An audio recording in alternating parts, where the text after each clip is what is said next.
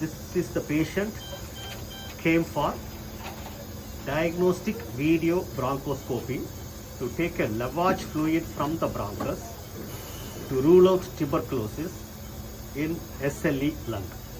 So this is how we will anesthetize the airway. First anesthetizing the nasopharynx with 2% xylocaine instillation. Some people use jelly, but the jelly, when you put a bronchoscopy, it will obstruct the vision because of its viscosity into the scope end. So when you are putting the instillation, the patient will get the fluid post-nasal drip. That is why she is complaining that something is coming behind the throat. So that is a good analgesia. The right nostril is anesthetized now. And now we are going to anesthetize the oral cavity with a 10% xylocaine spray.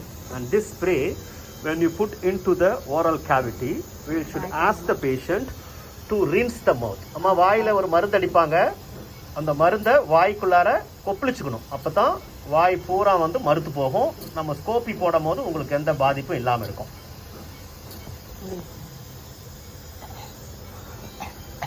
So now we instilled 10% xylocaine spray into the throat, and she is able to gargle it or rinse it in the oral cavity. The preparation of the patient is very, very important. Before this procedure, we explained everything to the patient about each and every steps to her. Now we are going to do a transtracheal analgesia.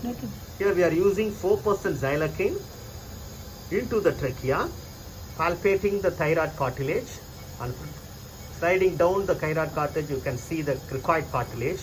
In between the thyroid cartilage and the cricoid cartilage, we will have a avascular membrane that is called cricothyroid membrane. And through this membrane, little larger needle is necessary because we have to instill a good amount of solution, aspirate, and when you are able to aspirate nicely, push it inside very fast. So that will initiate a violent cough, and this cough is good because this cough will take the fluid from the trachea, and they will just take out the secretion through the glottis, and the glottis also will get obstructed.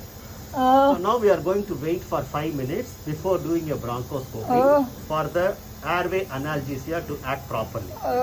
And this small puncture site, sometimes the patient can get minimal surgical emphysema there.